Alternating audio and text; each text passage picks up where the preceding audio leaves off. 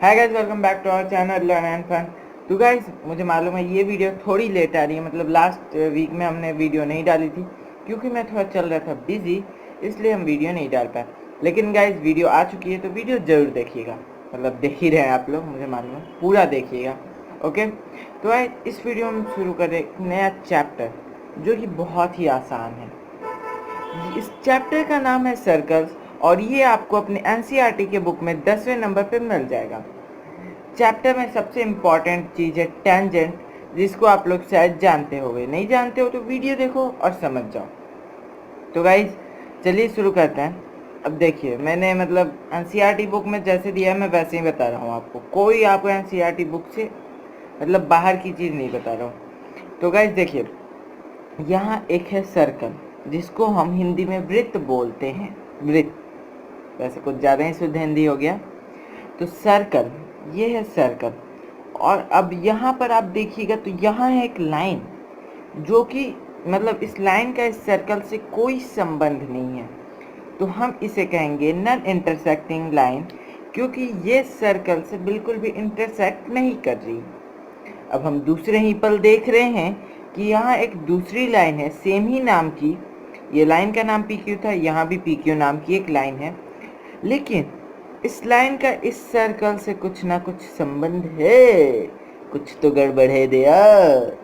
तो यहाँ पर इस लाइन का इस सर्कल से कुछ ना कुछ संबंध है।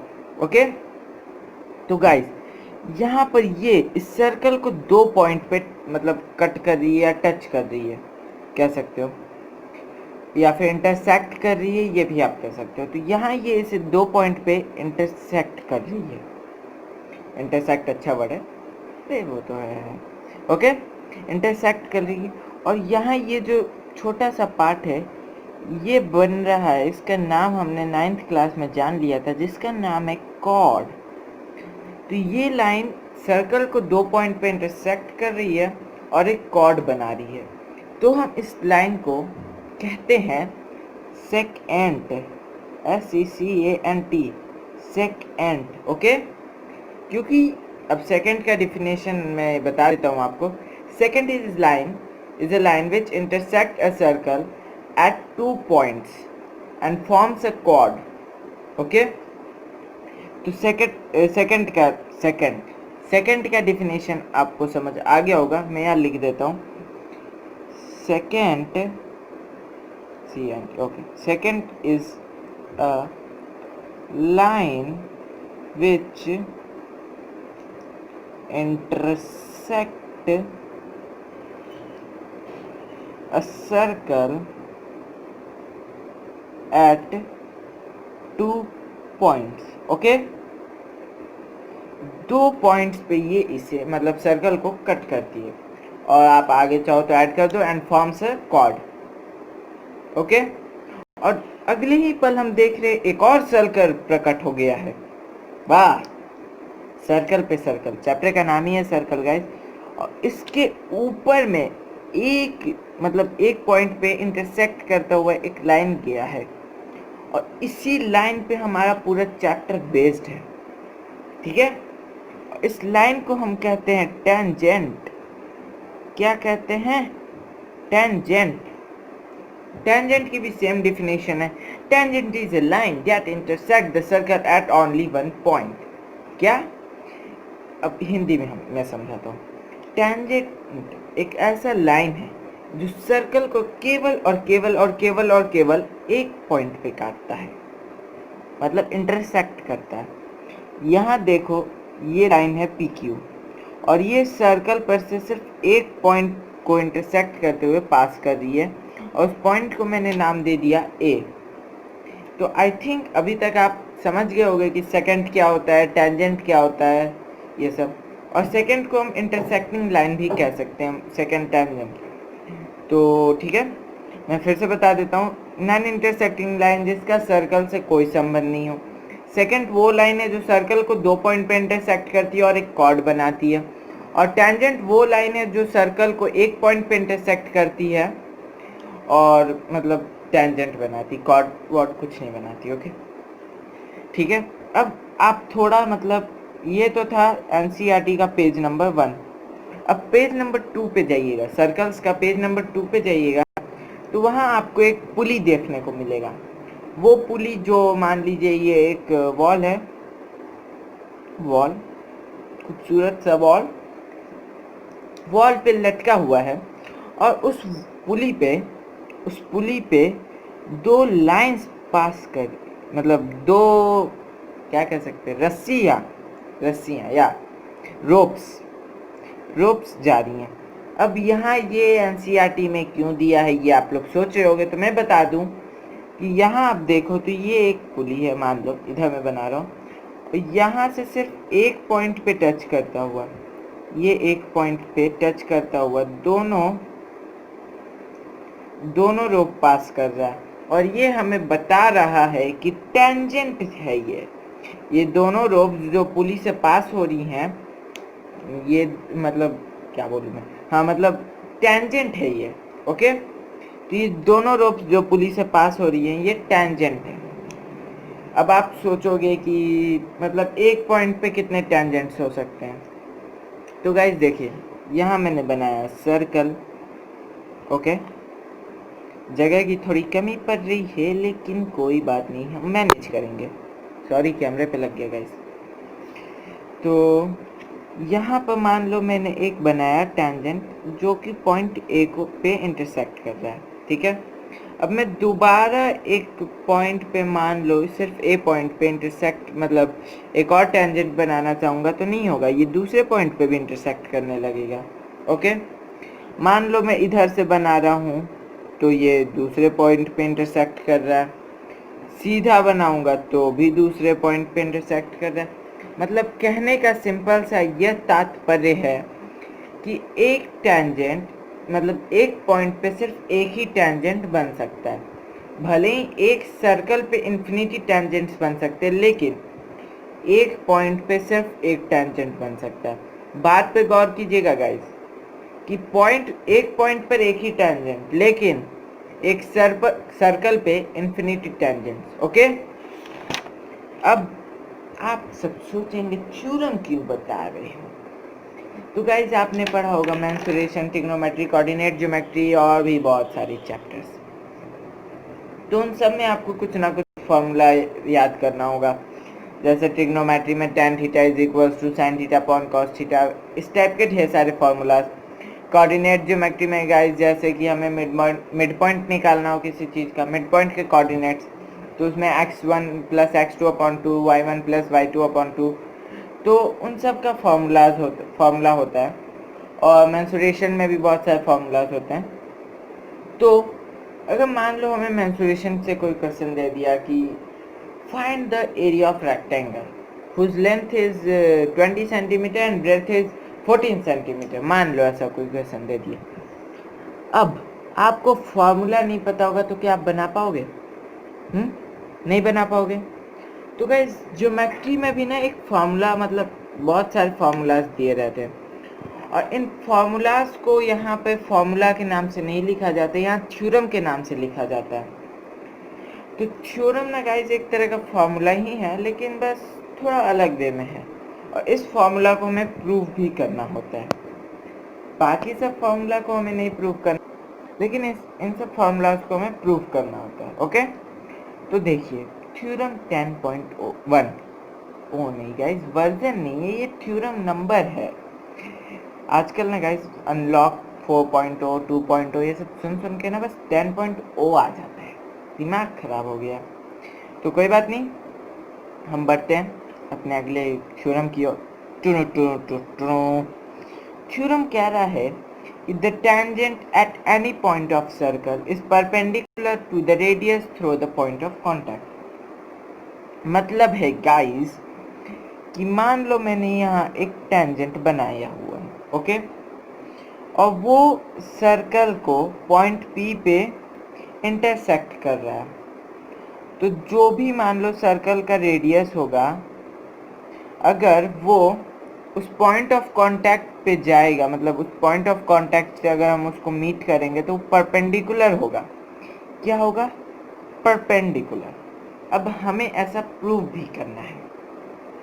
अब आपको ना गाइस ये थ्योरम याद भी करना होता है, क्योंकि एग्जाम में ऐसे नहीं लिखेगा प्रूव द थ्योरम 10.1, ओके। उसमें लिखा रहता है prove that the tangent at any point of a circle is perpendicular to the radius through the point of contact, okay. इस पूरे वे में लिखना होगा, लिखा होता है वहाँ। तो आपको याद रखना होगा कि क्या कह रहा है, क्या मतलब अगर आप समझ भी जाते हो तो भी आपके लिए बहुत अच्छा है। तो चलिए हम शुरू करते हैं। यहाँ हम लिखेंगे सबसे पहला प्रोसेस गिवन। क्या लिखेंगे? गिवन। तो सर्कल का सेंटर है पॉइंट ओ। एक सर्कल गिवन है, सर्कल whose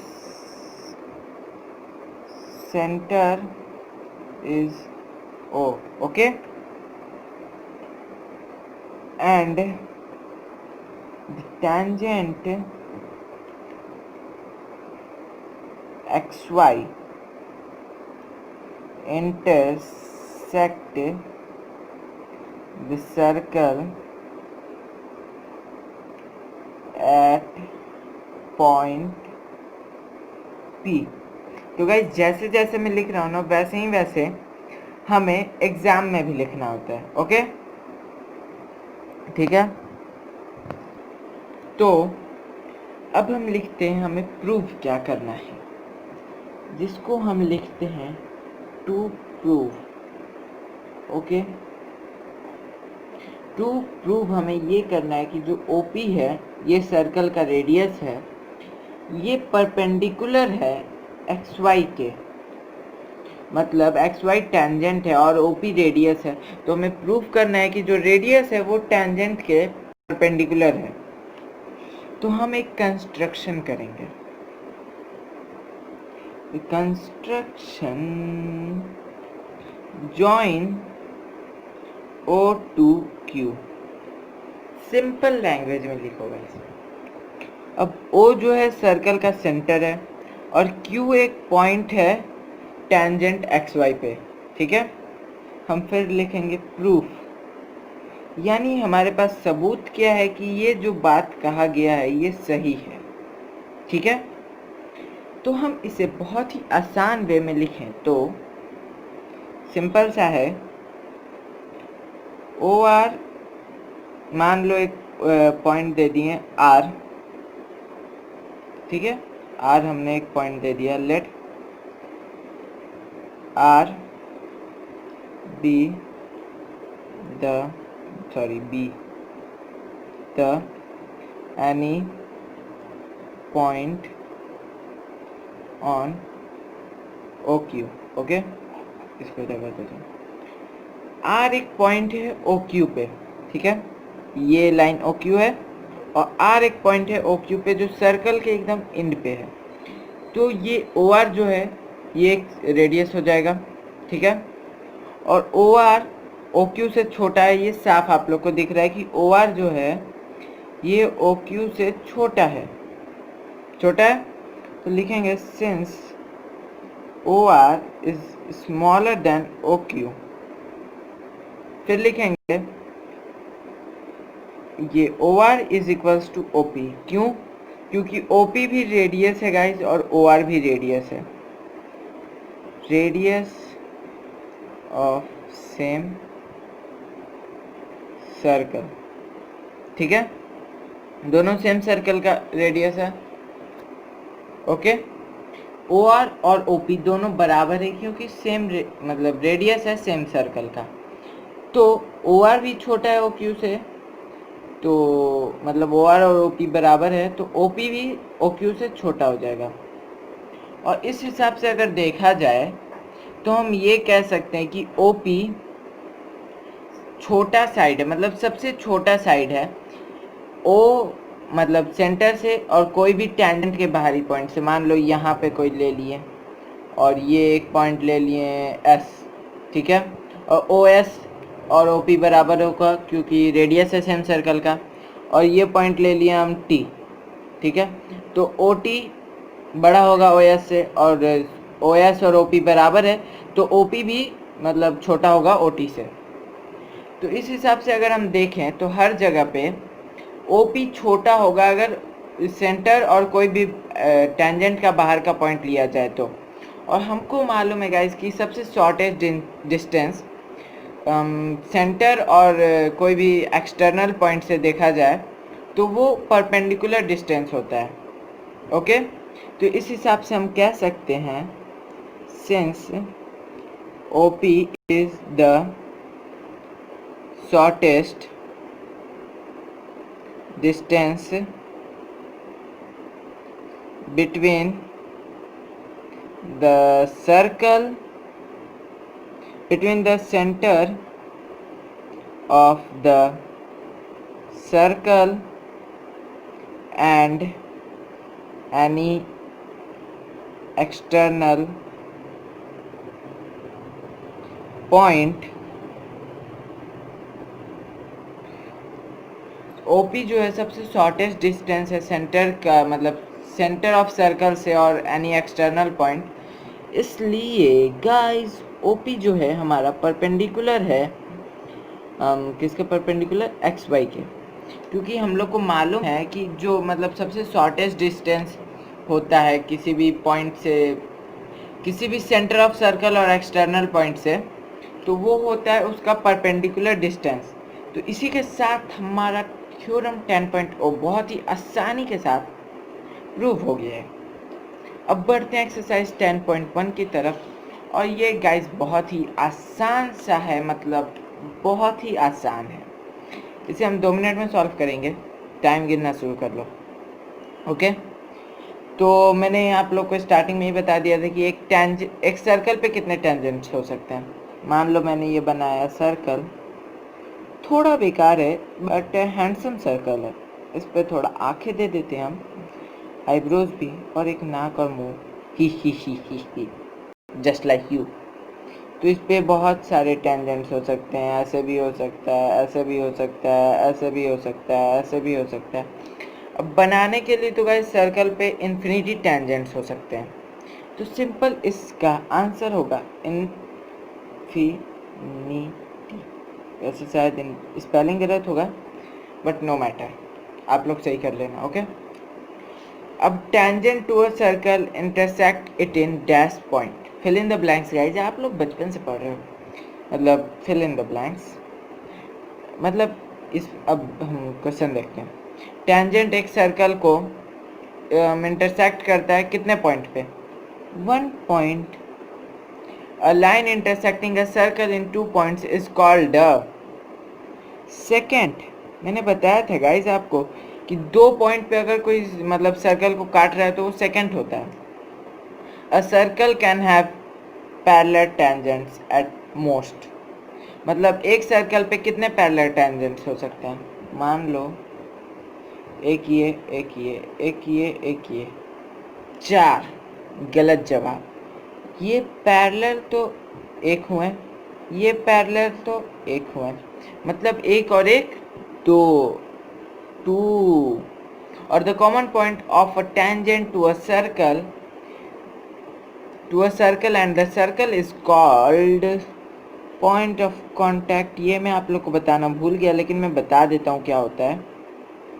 ओके, कि जैसे मान लो ये एक सर्कल है और इस पे मैंने बनाया टेंजेंट, और ये ए पॉइंट पे काट रहा है, तो ये जो ए पॉइंट है ना, इसी को हम पॉइंट ऑफ कांटेक्ट कहते हैं। सिंपल सा चीज़ है। चलिए अब बढ़ते हैं क्वेश्चन नंबर 3 की तरफ। ओके, क्वेश्चन नंबर 3 आपकी स्क्रीन पे, तो इसमें कह रहा है एक सर्कल है गाइस, उसका सेंटर है मान लीजिए O, उसका रेडियस है 5 सेंटीमीटर, और यहाँ मैं पहले बना लेता हूँ ऐसे, और ये गया ऐसे, ये परपेंडिकुलर होगा, हमने थ्योरम 10.1 सॉल्व किया है। और इसे मान लो, मैं मान लेता हूँ P, और ये मान लो Q। OQ PQ एक टेंजेंट है, ठीक है, और हमें कह रहा है कि meet a line through the centre O at point Q। तो मान लिया हमने एक सेंटर से, मतलब सेंटर ऑफ सर्कल से एक पॉइंट मान लिया Q थोड़ा आगे, उसे हमने मतलब मिला दिया, और उसका मतलब लेंथ दिया हुआ है 12 सेंटीमीटर। और अब हम यहाँ पे पाइथागोरस थ्योरम निकालेंगे। हमें पी क्यू का लेंथ निकालना है, यानी टेंजेंट का लेंथ निकालना है। एक्स मान लें, ओके। तो पाइथागोरस थ्योरम लगाएंगे गाइस। तो हाँ, ये 90 डिग्री के सामने वाला ये हो गया हाइपोटेनस, परपेंडिकुलर, बेस। तो सिंपल सा दिमाग लगाएंगे, ओ पी का स्क्वायर प्लस पी क्यू का square is equals to O Q का स्क्वायर। 5 का स्क्वायर प्लस पी क्यू का एक्स मान लेते हैं, और ये 12 का स्क्वायर हो, x square is equals to 144 minus 25, x is equals to under root 119। और यहाँ हमें दिया हुआ है ऑप्शन, जिसमें ऑप्शन डी हमारा करेक्ट हो गया। बहुत ही आसान क्वेश्चन था। अब बढ़ते हैं क्वेश्चन नंबर 4 की तरफ। तो क्वेश्चन नंबर 4 में कह रहा है, draw a circle and two lines parallel to a given line such that one is tangent and the other a secant to a circle. मतलब हमें कह रहा है एक सर्कल दिया हुआ है और एक लाइन दी हुई है जो कि नॉन इंटरसेक्टिंग लाइन है, ठीक है। हमें इस लाइन के मतलब इस लाइन के पैरेलल एक सेकंड बनाना है और एक टेंजेंट बनाना है। तो हम दो तरीके से बना सकते हैं, या तो यहीं टेंजेंट बनाए, यहीं सेकंड बनाते हैं। अच्छा नहीं लगेगा, इसको नाम देते हैं पी क्यू, ओके। यहाँ मैंने बना दिया एक टेंजेंट जिसका नाम है ए बी, ओके। ये हो गया हमारा टेंजेंट। और यहाँ मैंने बना दिया एक सेकंड जिसका नाम है सी डी। और यही हमें कह रहा था बनाने को कि एक लाइन है पी क्यू, उसके बराबर मतलब एकदम पैरेलल हमें एक टेंजेंट बनाना है और एक सेकंड बनाना है। तो इसके पैरेलल एकदम बना हुआ है। तो इसी के साथ गाइस एक्सरसाइज 10.1 हो गया है ख़त्म। इसी प्रकार हम 10.2 को भी सॉल्व करेंगे एकदम चुटकियों में, लेकिन उसमें थोड़े ज़्यादा क्वेश्चन है और थोड़ा आपको घुमा सकता है, लेकिन मैं घुमाने नहीं दूंगा आपको। तो गाइस इस वीडियो में इतना ही। वीडियो अच्छी लगी तो लाइक कर देना, चैनल पे नए हो तो चैनल को सब्सक्राइब करके बेल आइकन जरूर दबा देना, और वीडियो को जरूर शेयर करिएगा अपने फ्रेंड्स को हेल्प करने के लिए। तब तक के लिए बाय बाय, मिलते हैं नेक्स्ट वीडियो में।